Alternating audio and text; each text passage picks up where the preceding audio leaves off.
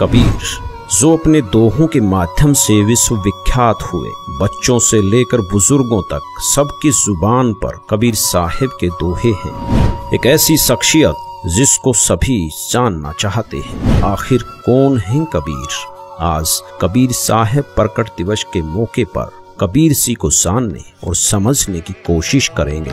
लोगों की अपनी अपनी बौद्धिक, सामाजिक व धार्मिक मान्यताओं के अनुसार कोई कबीर सी को संत मानता है, तो कोई सदगुरु, कोई कवि, कोई सुलाहा, तो कोई परमेश्वर मानता है। जिन्होंने जन्म व मृत्यु की जटिल पहेली को सुलझाया व सदग्रंथों में वर्णित सरल सहज भक्ति को समाज में प्रवेश किया। जिन्होंने अपने ज्ञान से धार्मिक पाखंड व साती पाती के जहर को समाप्त किया और हमें उस अग्नि से बचाया जो हमें अब तक जलाकर भस्म कर चुकी होती। कबीर सी ज्येष्ठ मास की पूर्णिमा सन 1398 कमल के फूल पर अवतरित हुए, जो एक भारत का आध्यात्मिक केंद्र माना जाता था। कबीर साहिब के सन को लेकर भी लोगों के अलग अलग मत हैं। कोई कहता है कि कबीर साहिब सी का सन एक विधवा ब्राह्मणी के गर्भ से हुआ है। वह लोक लाज के डर से तालाब के किनारे छोड़ गई थी। कुछ लोगों का मानना है कि कबीर साहिब सी पालक रूप धारण करके तालाब में उपस्थित कमल के फूल पर प्रकट हुए थे। लेकिन जो पहला मत है कि कबीर साहिब सी का सन विधवा ब्राह्मणी से हुआ था, हमारी टीम ने इस धारणा पर विश्लेषण किया तथा इतिहास की छानबीन की गई तो बात गलत सिद्ध हुई, क्योंकि इस विषय में कोई भी प्रमाण नहीं मिला, न कहीं विधवा ब्राह्मणी का जिक्र है, जिसका प्रमाण हम आगे इस वीडियो में दिखाएंगे।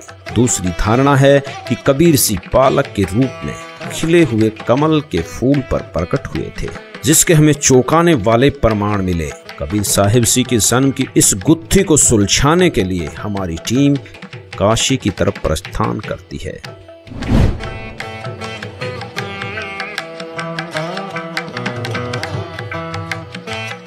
बेशक कबीर सी के बारे में अलग अलग लोग अपनी राय अलग अलग रखते हों, लेकिन उन सब का मूल भाव एक ही है कि वो एक महान संत थे, जिन्हें हिंदू और मुसलमान समान रूप से स्वीकार करते थे।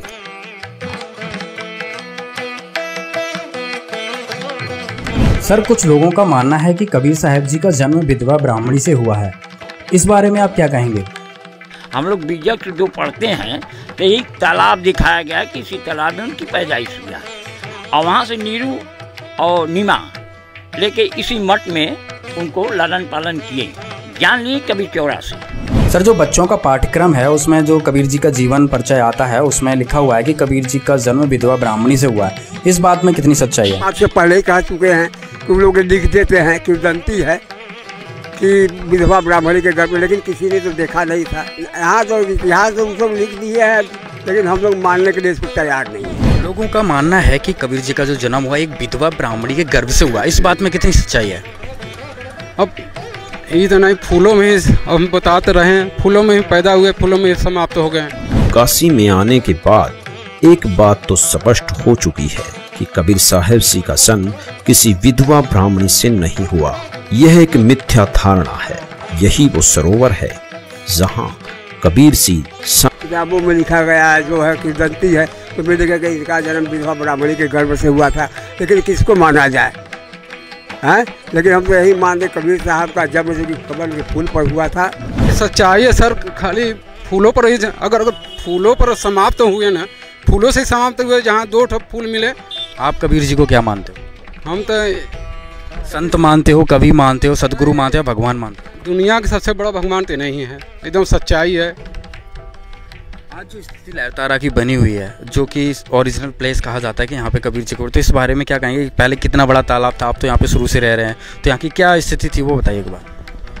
अब ये 7 किलोमीटर लंबा है तालाब है, अब सिकुड़ते उड़ते कब्जा होते होते अब एक आधा किलोमीटर बच गया है, 1 किलोमीटर। ये जो लहरतारा ये क्या है सर? सर ये तो कबीर जी का स्थल है, जो है इसी में पैदाइश हुआ था जी। कबीर जी को एक संत मानते हैं, कवि मानते हैं, भगवान मानते हैं, या फिर एक जी भगवान ही है, कबीर संत है तो फिर बहुत इनका बहुत नाम है, बहुत बाहर से बहुत लोग आते हैं, ऐसी बात तो है नहीं। के लोगों में जो आस्था है कबीर जी को लेकर के, जी बहुत सारे संत तो ऐसे हैं जो उनको भगवान मानते हैं और बहुत ज्यादा प्रचार प्रसार भी करते हैं। वो तो भगवान तो है ही है सर। और कहा जाता है कि उनका जन्म लहरतारा में हुआ था, जो कि वो एक उनको कमल के फूल पे तालाब में पाया गया था। और उसके बाद जब उनकी मृत्यु हुई तो उसमें हिंदू और मुस्लिम जो दो समुदाय थे उनको आपस में वो झगड़े थे कि हमें इनकी बॉडी हमें चाहिए। लेकिन वो अचानक उस जो जब उनकी डेड बॉडी वहाँ थी तो वो अचानक गायब हो जाती है और उसमें सिर्फ एक फूल रहता है, जिससे वो दोनों प्रांत को समझ में आता है कि नहीं, हम एक ही है, ये हमारे भी हैं, ये हिंदू के भी हैं, ये मुस्लिम के भी हैं, सिख के भी हैं, ईसाई के भी हैं। मतलब उनका ये विचारधारा था कि सारे धर्म एक हैं।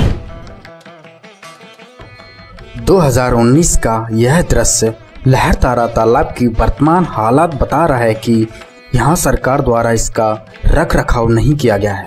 वर्तमान में ये सूख चुका है। अब हम उस स्थान की ओर चलते हैं जहाँ पर कबीर साहब के प्रकट होने के और भी साक्ष्य मौजूद हैं।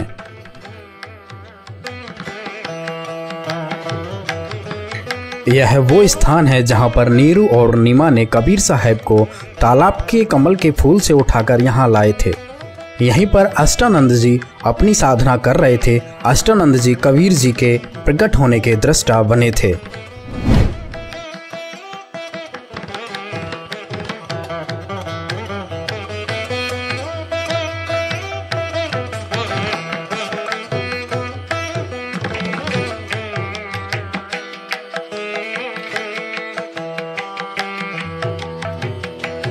ये जो स्थान आप देख रहे हैं ये लहरतारा तालाब का किनारा है। जैसे कि आपको वहाँ पे तालाब में दिखाया था कबीर जी का वहाँ प्रकट हुआ था और इस किनारे से होते हुए नीरू नीमा कबीर जी को उठाकर लाए थे। और ये हम आपको ले चल रहे हैं जो कबीर साहब के उस समय के प्राचीन मंदिर है जो वीर सिंह बघेल ने बनवाया था।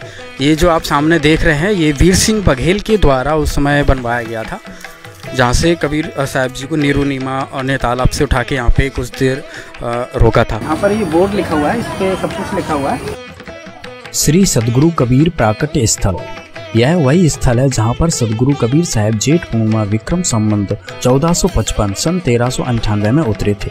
इसी स्थल से नीरू नीमा इन्हें उठाकर नीरू टीला नरहरपुरा अब कबीर चौरा काशी ले गए थे। यह मंदिर अति प्राचीन है। इसे आचार्य श्रुति गोपाल साहेब एवं राजाधिराज वीर सिंह बघेल ने विक्रम संवत 1585 माघ सुदी नमी को बनवाया था, जो आज भी अपने मूल रूप में विद्वान है। इस स्थल का उल्लेख देश विदेश के अनेक विद्वानों ने किया है। इसके उत्तर में कुछ दूरी पर कबीर स्तंभ है, जहां पर नीरू नीमा ने विश्राम किया था। उस स्थल का निर्माण उत्तर प्रदेश शासन द्वारा कराया गया है।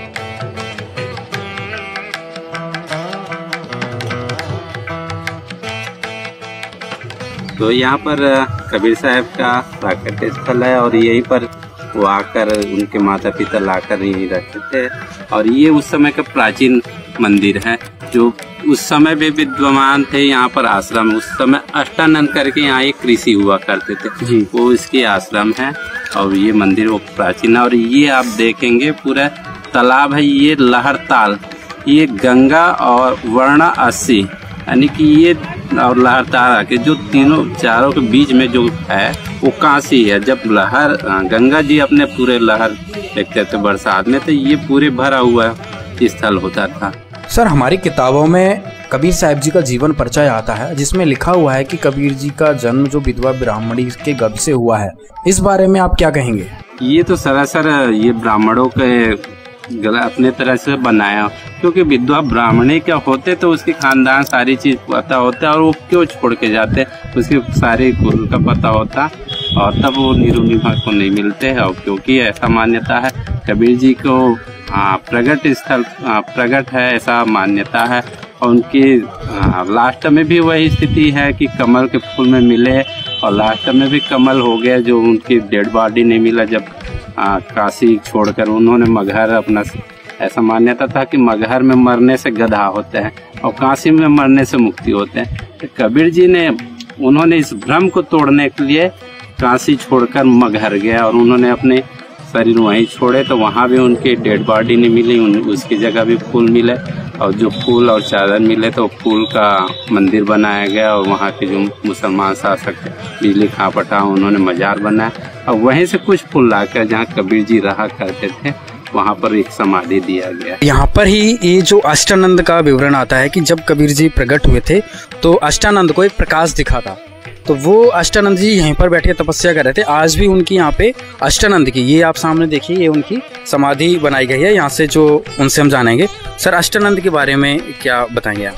अष्टानंद जी उस समय जो ऐसा मान्यता थे कबीर जी को देखते थे, वो उसकी एक तरह संरक्षक थे और वो यहाँ पर बैठते थे और बाद में उनकी ये समाधि यहाँ पर दिया गया। उस समय भी ये आश्रम हुआ करते थे। कबीर जी जब प्रकट हुए थे तो उन्होंने आंखों से देखा हुआ था, इस चीज़ का प्रमाण? हाँ जी, उन्होंने देखा था कि कुछ प्रकाश आया, फिर बाद में उनको नीरू नीमा को मिला तब भी पता चला। तो यहाँ पर दोस्तों अभी दिखाया ये अष्टानंद की यहाँ पे समाधि बनी हुई है। तो जो इतिहास में 600 साल पुराना इतिहास है, कोई ज़्यादा लाखों वर्ष पुराना इतिहास नहीं है जिसको ना माना जाए। इससे अब एक चीज़ सिद्ध हो गया, ग्राउंड रिपोर्ट आपको दिखाई, इस पे स्पष्ट हो गया कि कबीर जी सशरीर प्रकट हुए थे। यहाँ के जो लोग हैं इनको मूल जानकारी है कि कबीर जी का किसी भी माता पिता से उनका जन्म नहीं हुआ था, वो सशरीर प्रकट हुए थे। तालाब से किनारे से यहाँ पे नीरू नीमा लेके आए थे। उनकी यादगार में यहाँ पे बीर सिंह बघेल ने यह यादगार बनाई और इसी स्थान पर यहाँ पर अष्टानंद, जब कबीर जी का प्रकट हुआ, जब आसमान से प्रकाश का गोला एक आया तो अष्टानंद ने देखा था, तो यहाँ पे अष्टानंद की एक समाधि बनी हुई है। कुछ लोग उनके जन्म को किसी विधवा ब्राह्मणी से उत्पन्न बताते हैं, लेकिन कबीर सिंह ने खुद ही अपने जन्म के विषय में बतलाया है। अवधू अवगत से चल आया, मेरा कोई भेद मुर्म न पाया, ना मेरा जन्म न गर्भ बसेरा, बालक बन दिखलाया, काशी नगर जल कमल पडेरा, तहाँ जुलाही न पाया। मात पिता मेरे कछु नाही, ना मेरे घर दासी, जुल्ला का सुत आण कहाया, जगत करो मेरी हंसी। ये 5 तत्वों का धरना मेरा, जानो ज्ञान अपारा, सत स्वरूपी नाम साहेब का, ओहे नाम हमारा। अगर दीप गगन गुफा में तान्य वस्तु सारा, तेरा ज्योत स्वरूपी अलख निरंजन, वो डरता ध्यान हमारा। हाड चाम लहू ना मेरे, कोई जाने सतनाम उपासी, तारण तरण अभय पद दाता, मैं हूँ कबीर अविनाशी। दरअसल कबीर सिंह का जन्म किसी माता पिता के संयोग से नहीं हुआ, वो अपने निज लोक से चलकर यहाँ के सत भक्ति बतलाने के लिए अवतरित हुए हैं। ऐसा उनसे परिचित संतों ने अपनी वाणी के प्रमाण दिए हैं।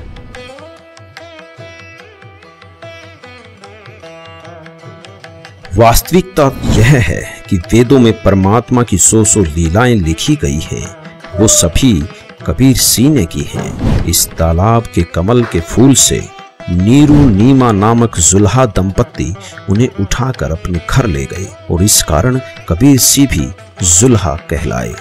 अब चलते हैं कबीर मठ, जिसको कबीर चौरा के नाम से भी जानते हैं, जहाँ पर कबीर जी का लालन पालन हुआ।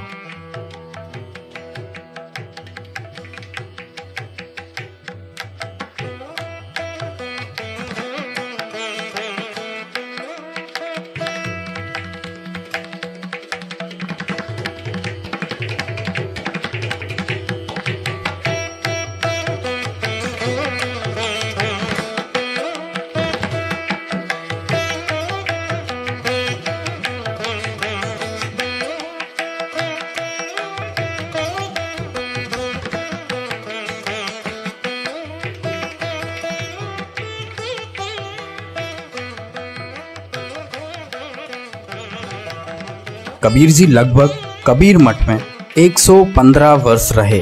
इसके बाद वह मगहर की यात्रा पर चले गए थे। सबसे पहले आपको वो जगह दिखाते हैं जहां नीरू नीमा ने कबीर जी का पालन किया। इस स्थान को नीरू नीमा टीला के नाम से जाना जाता है। कबीर साहब जी की यहीं पर कुटिया थी। मिट्टी की कुटिया होने के कारण जीर्ण शीर्ण हो चुकी थी। अब पुनः इसी स्थान पर एक कुटिया यादगार के रूप में बनाई जा रही है। यह नीरू नीमा की समाधि स्थल है।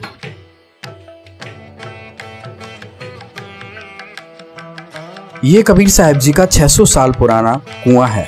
इसमें अभी भी मीठा जल है। आने जाने वाले लोग यहाँ पर इस कुएं के पानी से अपनी प्यास बुझाते हैं। ये इतिहास की वो यादें हैं जिनको कभी मिटाया या भुलाया नहीं जा सकता।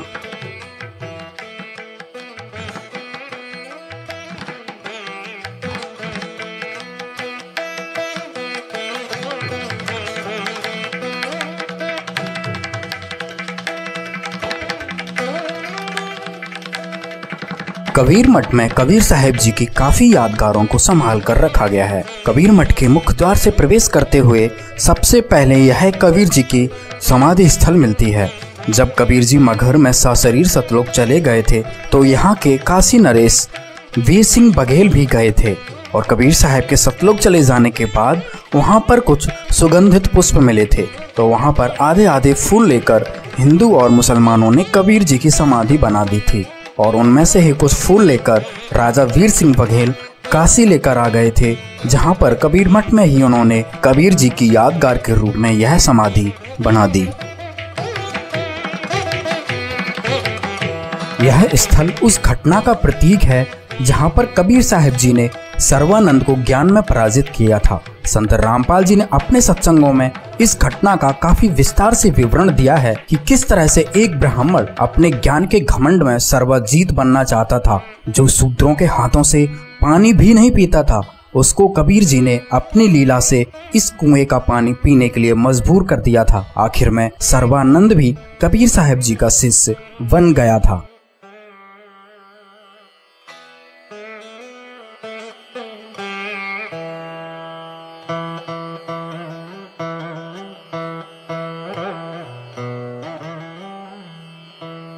कबीर साहब जी की ये वो वस्तुएं हैं जिन्हें कबीर साहब जी स्वयं उपयोग करते थे। ये कबीर साहब जी का वो यंत्र है जिससे वो कपड़े बुनकर जुलाही की भूमिका करते थे। और यह गोरखनाथ वाला वही त्रिशूल है जिसमें एक बार कबीर साहब जी और गोरखनाथ जी की ज्ञान गोष्ठी होती है, जिसमें गोरखनाथ जी इस त्रिशूल के ऊपर बैठ जाते हैं तो कबीर साहब जी अपनी शक्ति को दिखाते हुए कपड़े बुनने वाले धागे को ऊपर फेंकते हैं और उस धागे के ऊपर जाकर बैठ जाते हैं। कबीर जी कौन है? कबीर जी पूर्ण परमात्मा हैं और कबीर जी यहाँ 120 वर्ष रह के चले गए। उन्होंने बहुत सारी लीलाएं करी हैं, अनेक लोगों को जिंदा किया है। शेख तकी की मरी हुई लड़की को कब्र से निकाल के जिंदा किया है। उनकी बहुत सारी लीलाएं हैं, हर ग्रंथ में प्रमाण है उनका, वेदों में प्रमाण है, गीता जी में प्रमाण है, हर जगह लिखा हुआ है। वो पूर्ण परमात्मा है। वो सत्पुरुष थे, महापुरुष थे और ऐसा महापुरुष थे जो कि लोगों को एक संजीवनी का काम करते थे। कबीर जी के बारे में लोग ये मानते हैं कि वो एक अच्छे संत थे, कवि थे। यहाँ तक कि कबीर पंथ के साधु ही उन्हें कहते हैं कि वो सदगुरु थे। लेकिन भगवान मानने वालों में हमने कबीर पंथ में ही देखा है कि बहुत सारे कम लोग ऐसे हैं जो कबीर जी को भगवान के तौर पर देखते हैं। आपकी अगर बात करें तो आप कबीर जी को किस रूप में देखते हैं? देखिए, कबीर जी तो हमारे तो भगवान हैं ही, क्योंकि वो तो एक अच्छे पथ प्रदर्शक है। तो मेरे लिए तो भगवान ही, जो अच्छा काम करता है वही भगवान है। एक उनको कबीर की जो है वो तो बहुत अद्भुत संत हुए समाज के लिए ना, तो वो जिस रूप में जो माने, लेकिन हम जो खास कर मानते हैं वो परम सदगुरु थे। उनके द्वारा हम जीवित हैं, उनके द्वारा लोग जीवित रहते हैं, अच्छे ज्ञानी बनते हैं, अच्छे आदमी बनते हैं। इसलिए मेरे लिए वो परमात्मा। 5 वर्ष की छोटी आयु में उन्होंने उस समय के तथाकथित विद्वानों को परास्त किया, लेकिन समाज में अशिक्षा के कारण उनकी प्रभुता बनी रही, क्योंकि कबीर जी उस समय जुल्हा जाति में थे। उन्हें पढ़ने का अधिकार न होने के कारण लोग उनकी बात पर विश्वास नहीं कर पाए, बल्कि उनके सत्य वचनों के कारण उनके घोर विरोधी बन गए। लेकिन रामानंद जी जैसे कुछ पुण्यकर्मी प्राणियों ने उनके मार्ग को स्वीकार किया, जिन्होंने कबीर जी के कहने से गुरु परंपरा बनाए रखने के लिए उनके गुरु की भूमिका की। कबीर साहब जी की रामानंद जी से पहली मुलाकात काशी में ही पंचगंगा घाट पर होती है। कबीर मठ से अब चलते हैं पंचगंगा घाट की ओर।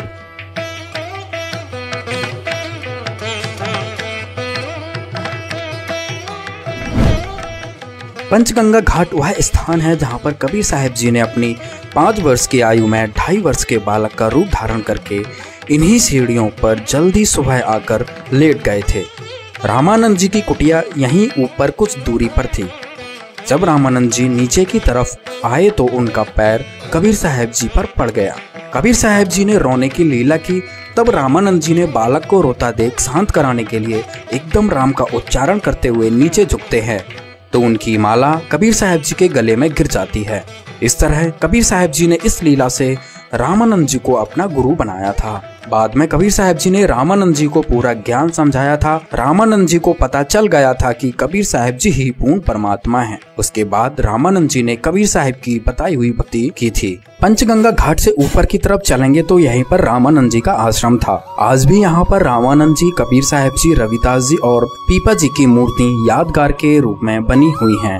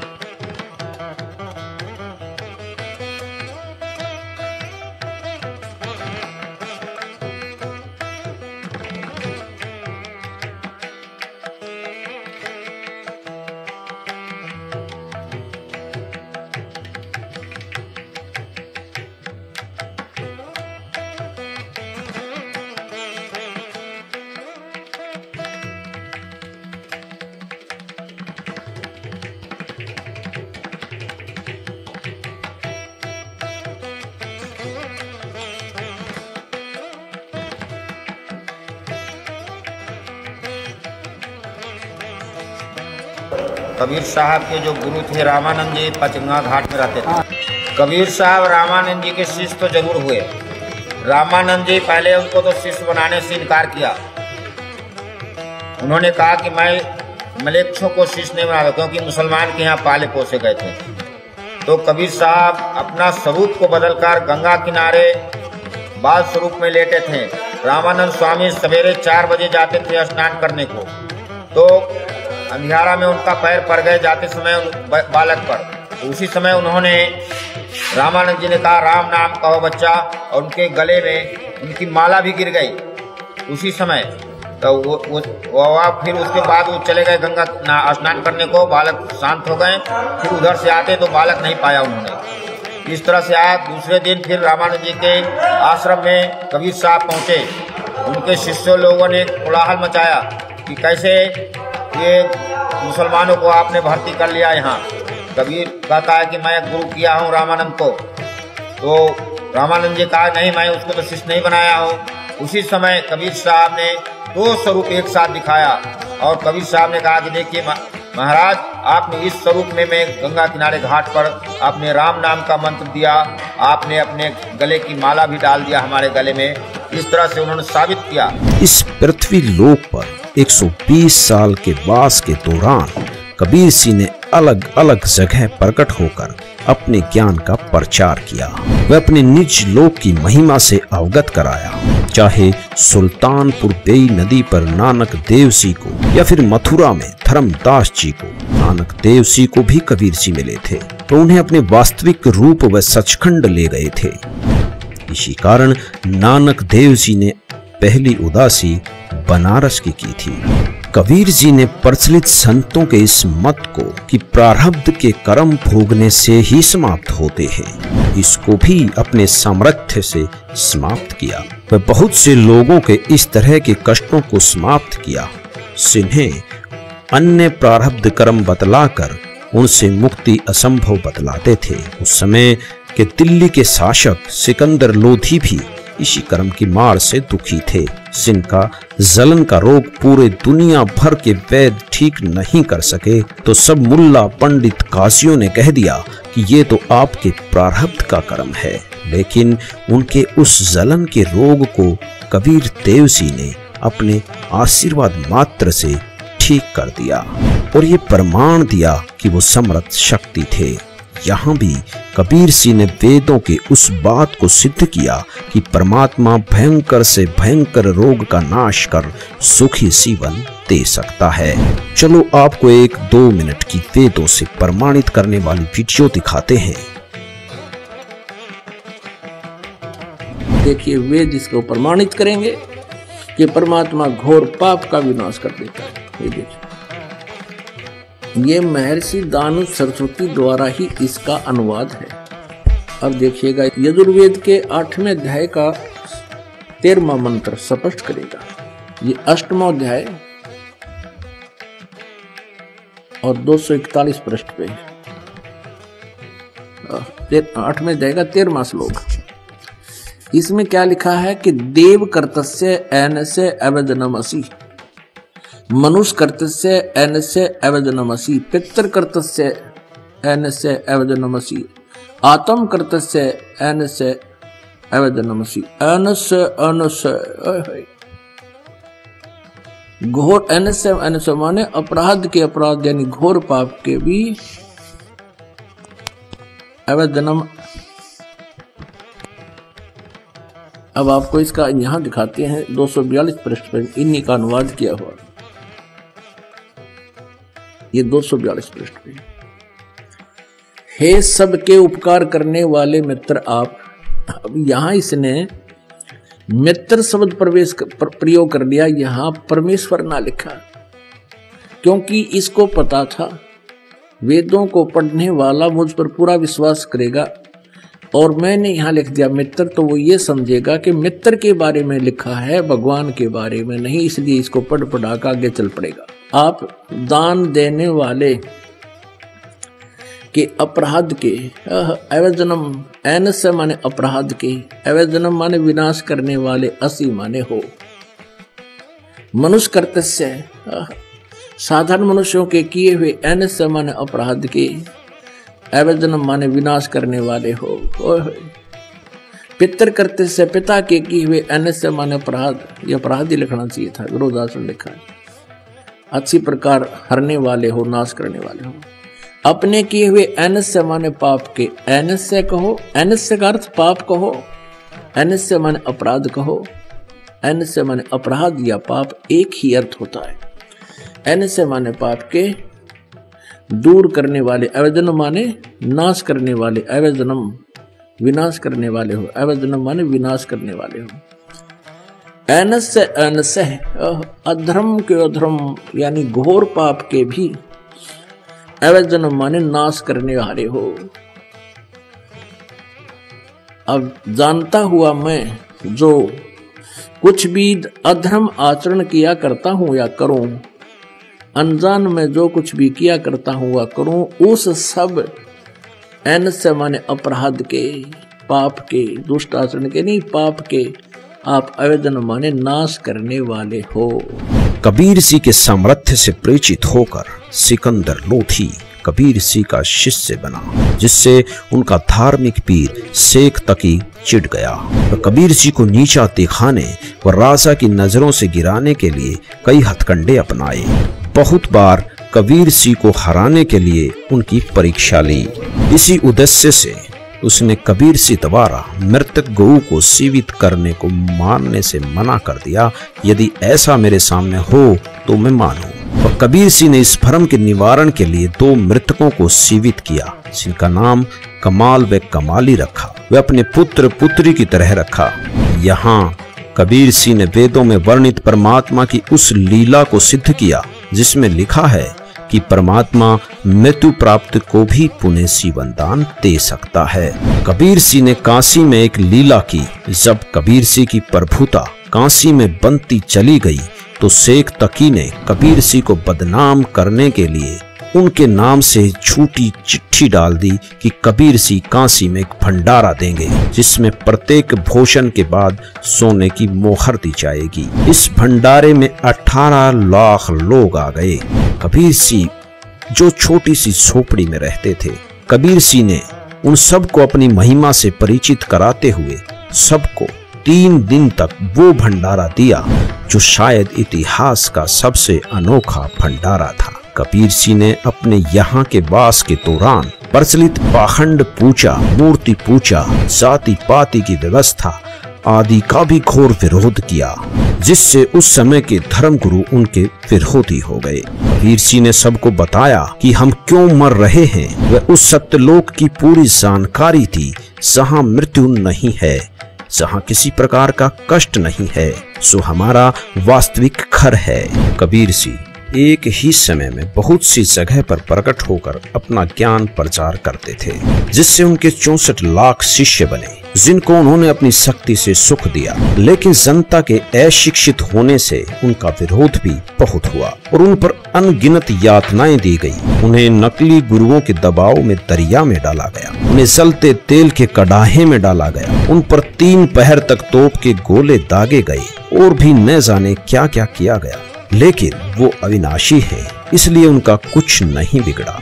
कबीर सागर, जो कबीर परमेश्वर सिंह की वाणियों का संग्रह है, उन्हीं के द्वारा लिखा गया है। कबीर सिंह ने धर्मदास जी को पूर्ण ज्ञान बतलाया और साथ ही मूल ज्ञान, जो शिव की मुक्ति का आधार है, को गुप्त रखने का आदेश भी दिया। जिस समय कबीर सिंह प्रकट हुए, उस समय के पंडितों ने ये भ्रमणा फैला रखी थी कि काशी में मरने वाले की मुक्ति होती है, सबकी मगहर में मरने वाले गधे की योनि प्राप्त करते हैं। कबीर सिंह ने इस भ्रम का नाश करने के लिए काशी शहर को छोड़कर मगहर में गए। वे वहीं हजारों लोगों की उपस्थिति में सशरीर सतलोक चले गए। उनका शरीर नहीं मिला, बल्कि उसके स्थान पर उतने ही सुगंधित फूल मिले। कबीर सिंह ने यह स्थापित किया कि सत भक्ति करने वाला कहीं रहे उसकी मुक्ति होगी, और गलत साधना करने वाला कहीं रहे वो दुर्गति को प्राप्त होगा। अब चलते हैं मगहर, जहाँ पर कबीर साहब जी की समाधि बनी हुई है।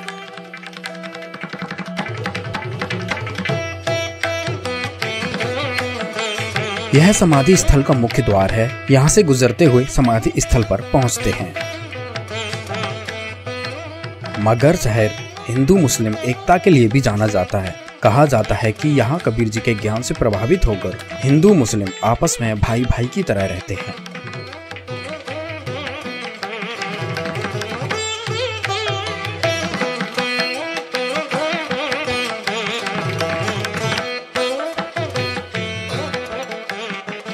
अभी आप देख रहे हैं कबीर समाधि व मजार स्थल। यही वो जगह है जहां से कबीर साहब जी सशरीर सतलोक चले गए थे। उनके शरीर के स्थान पर कुछ फूल मिले थे, जिन्हें मुस्लिम राजा बिजली खान पठान और काशी नरेश वीर सिंह बघेल ने आधे आधे बांटकर राजा बिजली खान पठान ने मजार बनवा दी थी और वीर सिंह बघेल ने मंदिर।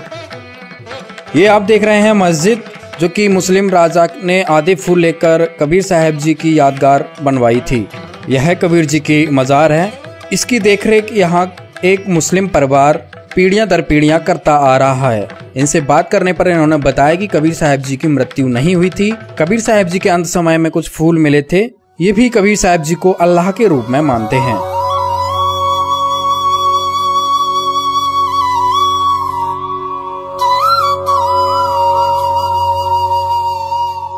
अब चलते हैं मंदिर की तरफ। ये आप सामने देख रहे हैं, ये हिंदू राजा के द्वारा बनाई गई कबीर साहब की समाधि है। कबीर साहब जी की यहीं पर कुटिया थी। इसी कुटिया के बाहर हिंदू मुस्लिम हजारों की संख्या में खड़े थे।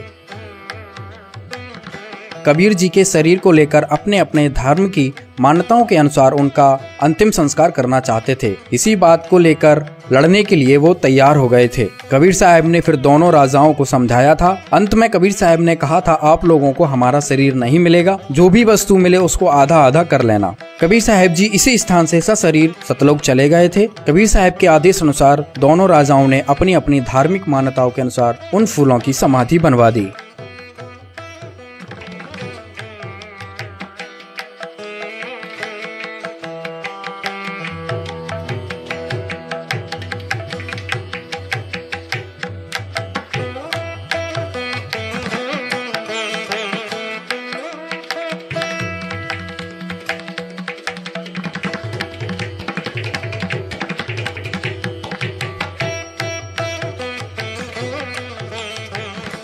आप कबीर जी को क्या मानते हो? कबीर जी को परमात्मा मानते हैं, भगवान का स्वरूप मांगते हैं और भगवान ही है।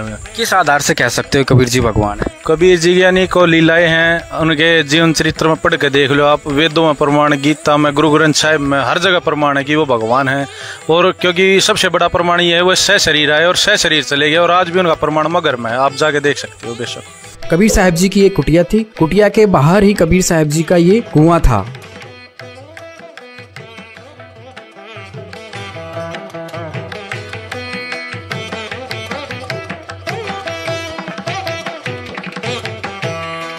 कबीर साहब जी के चमत्कारों में से एक लीला और मगहर में देखने को मिलती है। कबीर साहब जी की समाधि स्थल के पीछे एक आमी नदी बहती है। आमी नदी के विषय में कहा जाता है कि यह शिव जी के श्राप देने से सूख जाती है।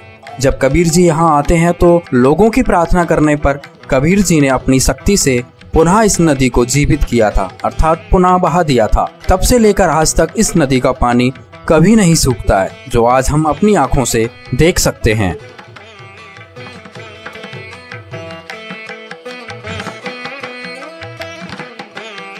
ये वो जगह है जहां से कबीर साहिब जी सशरीर सतलोक चले गए थे और उनके शरीर के स्थान पर फूल मिले थे।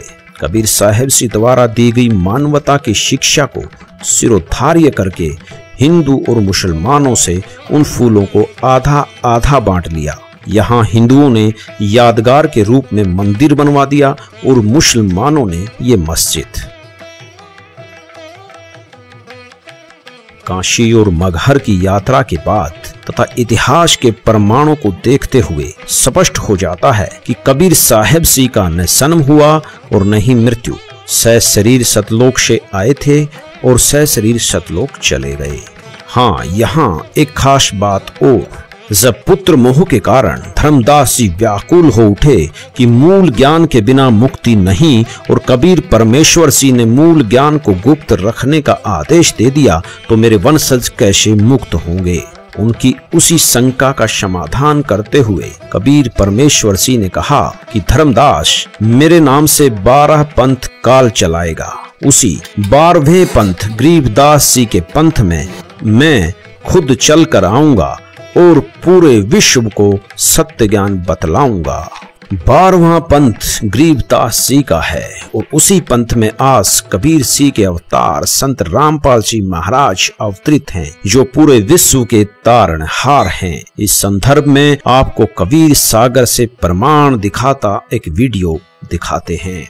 वो 12 पंथ कौन कौन से हैं और परमात्मा 12वें पंथ में स्वयं चलकर आएंगे, ये कबीर परमेश्वर ने स्वयं कहा है अपनी सच्चिदानंद घन ब्रह्म की वाणी में, कबीर वाणी में। ये देखिएगा, कबीर सागर संपूर्ण 11 भाग खेमरा श्री कृष्णदास प्रकाशन बंबई से प्रकाशित है। ये है कबीर वाणी 136 पृष्ठ पे। यहां लिखा है कि 12 पंथ काल फुरमाना और भूले जीव न जावे ठिकाना। इन 12 पंथों में काल का ही फुरमान है और इसमें भटके हुए भूले हुए प्राणी कभी भी सतलोक नहीं जा सकते। कौन कौन से? ये तो है कबीर वाणी में 136 पृष्ठ पे। अब देखो यहाँ पर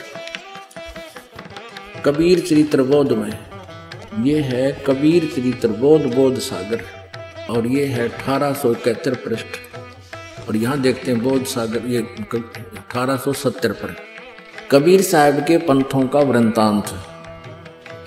नारायण दास जी का पंथ, ये इन्होंने गलत लिखा है, नारायण दास नहीं है, ये चूड़ामणि जी का पंथ है। आगे दिखाएंगे दूसरे स्थान पर वो सही लिखा है। दूसरा याज्ञोदास जी का पंथ, ये याज्ञोदास जी का पंथ। और तीसरा है सूरत गोपाल।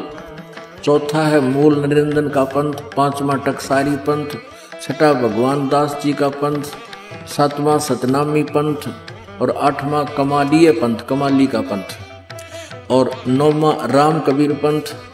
10वां प्रेम धाम की वाणी पंथ और 11वां जीवा पंथ और 12वां गरीबदास पंथ। अब इन्हीं 12 पंथों का फिर यहाँ कबीर वाणी में, ये कबीर चरित्र बोध में आपने देखा बोध सागर में, और ये भी बोध सागर है और ये कबीर वाणी है 136 पृष्ठ पर। यहाँ लिखा है 12 पंथ चलो सो भेद।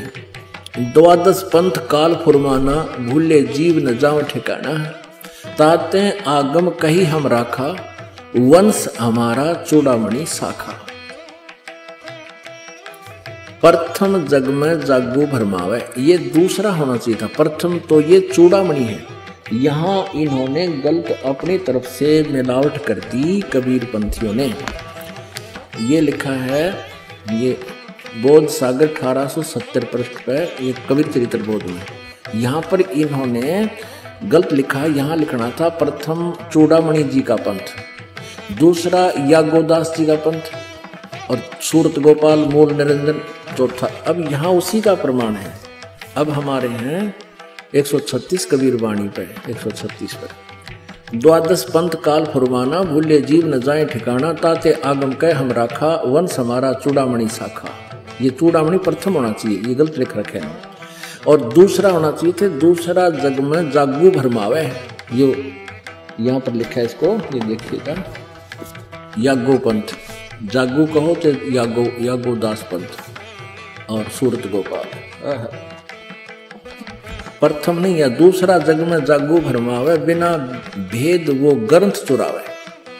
और दूसरा सूरत गोपाल होई, यहाँ इन्होंने ये लिखा सूरत गोपाल पंथ दूसरा, ये 1870 पृष्ठ पर। ये तीसरा है सूरत गोपाल, और यहाँ भी तीसरा ही होना चाहिए था, इन्होंने दूसरा लिख दिया। ये थोड़ा सा मिलावट करें, चोर चुरावे तुमड़ी गाड्डे पानी में, वो गाड्डे हुआ ऊपर आवे, सच्चाई छैनी ना। अब यहाँ लिखना था तीसरा सूरत गोपाल होई, और अक्सर जो जोग दृढ़ावे सोई। और चौथा, ये चौथा होना चाहता, तीसरा नहीं, मूल निरंजन वाणी। चौथा पथ टकसार भेद वो, और पांचवा पंथ बीज को लेखो। और छठवां जो सातवां होना चाहिए था सतनामी पंथ। हम अपने काम पर आते हैं, यहाँ देखिएगा। अब 10वां, ये 11वां यहाँ आ जाता है, परम धाम की वाणी। अब 12वां यहाँ से शुरू होता है, संवत 1775 होई। ये वैसे गलती से मिसप्रिंट है, यहाँ 1774 होना चाहिए था संवत। गरीबदास जी का जन्म संवत 1774 में हुआ है। संवत 1775 होई, तादिन प्रेम प्रगटे जग सोई। 12वां पंथ जिसे चला गरीबदास जी को, उसका जिक्र है ये। आज्ञा रहे ब्रह्म बोध लावे, कोली चमार सबके घर खावे। और साख हमारी ले जीव समझावे, असंख्य जन्म ठोर नहीं पावे। 12वें पंथ प्रगट हो बानी। अब 12वें पंथ गरीबदास जी वाले पंथ के विषय में चर्चा चल रही है कि मेरी वाणी यानी मेरी महिमा की वाणी पुनः प्रकट होगी गरीबदास जी द्वारा। परमेश्वर कबीर जी गरीबदास जी को मिले थे। गरीबदास जी काल के दूत नहीं थे, गरीबदास जी ने तो सही ज्ञान दिया, लेकिन आगे वाले कबीर गरीबदास के पंथियों ने उसको समझा नहीं। अब 12वें पंथ प्रगट हो हवा बाणी है नहीं, प्रगट हुआ बाणी और शब्द हमारे की निर्णय ठानी। अब गरीबदास जी के बाद जितने भी उनके अनुयायी हुए हैं, वो परमेश्वर की वाणी जो गरीबदास जी ने महिमा लिखी है वो समझ नहीं सके। 12वें पंथ प्रगट हुआ बाणी, शब्द हमारे की निर्णय ठानी और अस्थिर घर का मर्म न पावे। ये 12 पंथ हमी को ध्यावे। कहते गरीबदास वाले पंथ तक भी स्थिर घर, शाश्वत स्थान को प्राप्त नहीं कर सकते, सतलोक को प्राप्त नहीं कर सकते। और हमारे ही उस वाणी को वह आपस में निष्कर्ष करते रहेंगे, उसकी जानकारी एक दूसरे को उलट सुलट देते रहेंगे। 12वें पंथ प्रगट हो वाणी, शब्द हमारे का निर्णय ठानी, उसका निष्कर्ष निकालने की चेष्टा करेंगे पर वो समझ नहीं सकेंगे। अस्थिर घर यानी सनातन परम धाम को प्राप्त नहीं कर सकते, उसका धाम का मर्म नहीं पाएंगे। ये 12 पंथ हमें को धावे। आगे स्पष्ट कर दिया परमेश्वर ने, 12वें पंथ हम ही चल आवे, हम स्वयं आएंगे गरीबदास वाले पंथ में, यानी गरीबदास के रूप में नहीं, उसके पंथ में आगे चल के 12वें पंथ हम ही चल आवे और सब पंथ मिट एक ही पंथ चलावे। धर्मदास जी से कह रहे हैं कि 12वें पंथ में आऊंगा मैं आगे चल के और सब पंथ मिटा के एक ही पंथ चलाऊंगा। अब वो अपना ही परमात्मा दास भेज दिया, अपना वही शक्ति उन्हीं की काम कर रही है। धर्मदास जी से कहते हैं, तब लग बोधो कुरी चमारा, फिर तुम बोधो राज दरबारा, प्रथम चरण कलयुग निर्याना, निराना, तब मगहर मांडो मैदाना। ये प्रथम पीढ़ी होगी, प्रथम चरण होगा जब मैं मगहर से शरीर चला जाऊंगा। परमात्मा कबीर जी कह रहे हैं ये प्रथम चरण होगा, प्रथम चरण कलयुग निर्याना, तब मगहर मांडो मैदाना, धर्म राय से मांडो बाजी, तब धर बोधो पंडित का जी। अब आगे देखो, 5505 तब ये शब्द होएगा साचा। अब समय आ गया है, कलयुग को लगभग 5500 वर्ष हो गए हैं और अब वो समय आ गया परमात्मा का। ये मेरा कहते हैं आज का बोला हुआ उस समय सत्य होगा ये। अब क्या बताते हैं, धर्मदास मोरी लाख दुहाई और मूल शब्द बार ना जाई, पवित्र ज्ञान तुम जग में भाखो, मूल ज्ञान गुप्त तुम राखो। गोई माने गुप्त रखो, मूल ज्ञान बाहर जो पर ही, ये बिचली पीढ़ी हंस वंश हंस नी तरही, 33 अरब ज्ञान हम बाखा, मूल ज्ञान गुप्त हम राखा। गोई माने गुप्त, मूल ज्ञान तुम तब लग छपाई, जब लग द्वा 10 पंथ मिटाई। वास्तव में कबीर जी इस पूरी कायनात के रचने वाले हैं, ऐसा प्रमाण सभी धर्मों से, सभी सदग्रंथों में है। वेदों में परमात्मा की जो लीला लिखी गई है वो सब की सब कबीर सिंह ने की। इससे भी स्पष्ट है कि वो परमात्मा हैं। तो फिर उनकी उस वाणी में भी कोई मीन मेख नहीं जब उन्होंने कहा कि वो गरीबदास जी के पंथ में खुद चल कर आएंगे। आप समझ गए होंगे कि वो संत रामपाल जी महाराज हैं। संत रामपाल जी महाराज जी को कबीर परमात्मा संवत 2054 फाल्गुन मास शुक्ल पक्ष एकम मार्च 1997 को दिन के 10 बजे मिले तथा सार शब्द की वास्तविकता बताकर अंतर्ध्यान हो गए। तो इस विषय में आज तत्वदर्शी संत ये रामपाल दास है, जिला हिसार हरियाणा।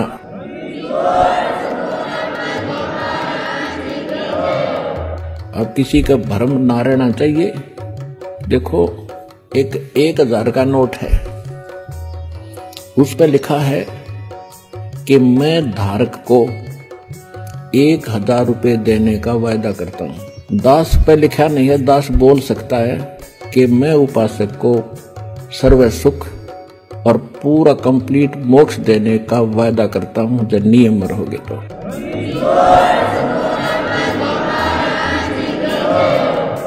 अब आपको वो तत्व ज्ञान और यथार्थ भक्ति और मंत्र समाधान मिला है, इस दास के पास है।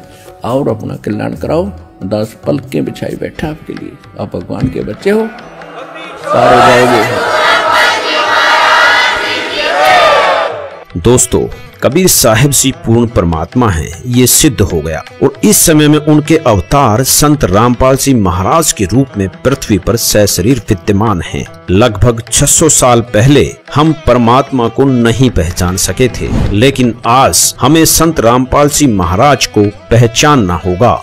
अब सवाल उठता है, आखिर क्यों पहचाने? हमें क्या जरूरत है पहचानने की? दोस्तों, मनुष्य जीवन बार बार नहीं मिलता और मनुष्य जीवन का एक ही उद्देश्य होता है, परमात्मा की प्राप्ति। 84 लाख योनियों की प्रताड़ना के बाद एक मनुष्य जन्म मिलता है। 84 लाख शब्द कहा तो एक सेकंड में जाता है, लेकिन इस नरक को भोगने के लिए हजारों वर्ष लग जाते हैं। 84 लाख योनियों में से यदि एक कुत्ते के जीवन पर भी विचार किया जाए तो कलेसा मुंह को आता है और सोचने लग जाते हैं, क्या ये हमारे साथ भी हो सकता है? बिल्कुल हो सकता है। दोस्तों, इसलिए हमें संत रामपाल जी की जरूरत है। यदि हम संत रामपाल जी से नाम दीक्षा लेकर भक्ति करेंगे तो 84 लाख योनियों से तो पीछा छूटेगा ही और साथ में हम सतलोक की प्राप्ति करेंगे, जहां जाने के बाद जीवात्मा वापस जन्म मरण में नहीं आती। संत रामपाल जी महाराज पिछले 3 दशकों से इसीलिए संघर्ष कर रहे हैं ताकि इस पृथ्वी पर मौजूद सभी जीवात्माओं का कल्याण हो सके। धन्यवाद। कबीर मनुष्य जन्म दुर्लभ है, मिले न बारंबार, तरवर से पत्ता टूट गया, बहुर न लगता डार। संत रामपाल जी महाराज अपने सत्संगों के माध्यम से बताते हैं कि 84 लाख योनियों की भयंकर यातनाओं के बाद एक मनुष्य जन्म मिलता है, जिसका सिर्फ एक ही उद्देश्य है कि पूर्ण गुरु से नाम दीक्षा लेकर भक्ति करना, जिससे हमारा जन्म मृत्यु का दीर्घ रोग समाप्त हो जाता है। वर्तमान समय में पूरी पृथ्वी पर पूर्ण व आधिकारिक गुरु संत रामपाल जी महाराज ही हैं और विश्व कल्याण के कार्य में लगे हुए हैं।